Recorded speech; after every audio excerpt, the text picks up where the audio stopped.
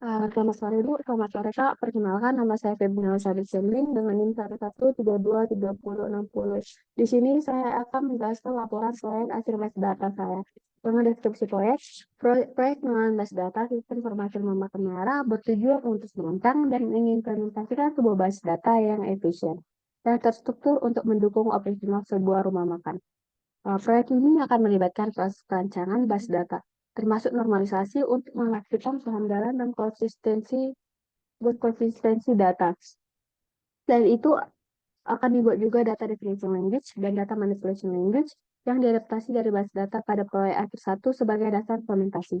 Dengan pendekatan ini, diharapkan sistem informasi yang dibangun dapat mengelola informasi, pelanggan, menu, pesanan, dan aspek operasional lainnya dengan efisien dan akurat. Di sini ada IRD dan IR Translation dari proyek kami yang terdiri dari 6 tabel, yaitu keranjang, menu, user, feedback, kategori, dan news. Di mana setiap tabel berhubungan maksimum dan minimum cardinality. Sebagai satu contoh yang diambil adalah hubungan antara user dan keranjang.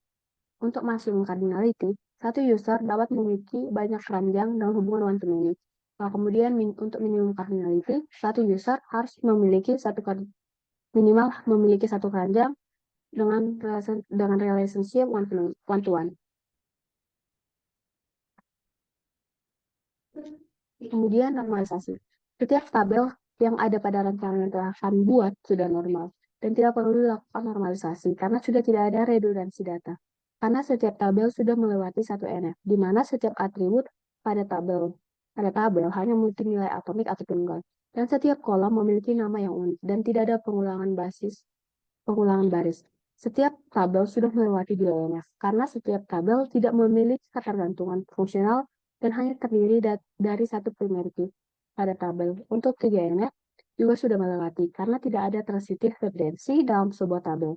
Setiap atribut non-primary key bergantung pada primary key secara utuh dan tidak bergantung pada field yang lain. Untuk penjelasan untuk tabel-tabelnya bisa kita lihat pada laporan ini. Kemudian ada data definition language. Uh, uh, Pada data definition language, kita diminta untuk membuat tabel dan untuk membuat tabel. Uh, Sebagai salah satu contoh adalah tabel user. Pada tabel user yang kita buat, kita terdiri dari ID user dengan tipe data integer, kemudian ada nama pengguna dengan tipe data varchar, kemudian ada email dengan tipe data varchar, kemudian alamat dengan tipe data varchar, dan nomor HP dengan tipe data varchar. Untuk contoh yang lain bisa kita lihat ada berikut. Kemudian ada data integrity. Untuk contoh yang kita ambil adalah tabel kategoris.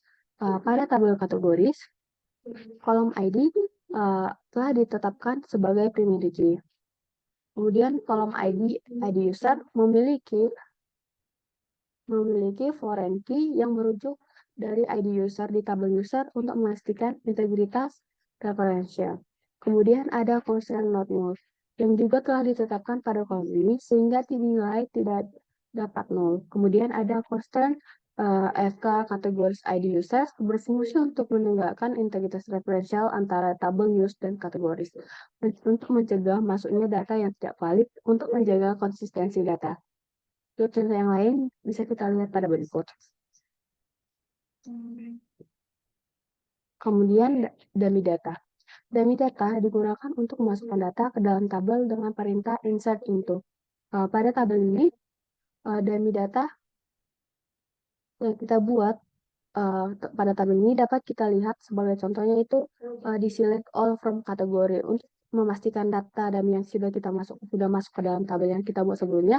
Maka yang kita lakukan adalah melakukan perintah select all from kategori untuk mengeluarkan output seperti berikut. Contoh lainnya dapat kita lihat seperti berikut. Kemudian untuk query. Untuk contoh yang kita ambil adalah di sini. Select nama menu from menu where nama menu like goreng. Query ini digunakan untuk memilih nama menu dari tabel menu, di mana nama menu itu harus mengandung kata goreng. Kemudian untuk query berikutnya, kita bisa lihat pada berikut.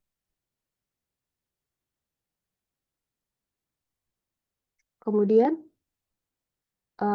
query yang menggunakan join. Join terdiri dari cross join, inner join, right join, left join, dan full join. Tapi full join tidak bisa tidak mengeluarkan output di sini.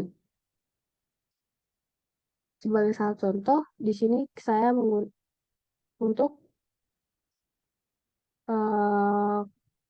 cross join di select all from keranjang cross join menu.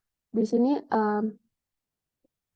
keranjang akan di cross kepada menu, kepada tabel menu, sehingga setiap tabelnya akan disilangkan sehingga menghasilkan output sebanyak tabel yang ada di tabel yang ada di keranjang di crosskan ke tabel menu. Mengeluarkan output seperti berikut. Kemudian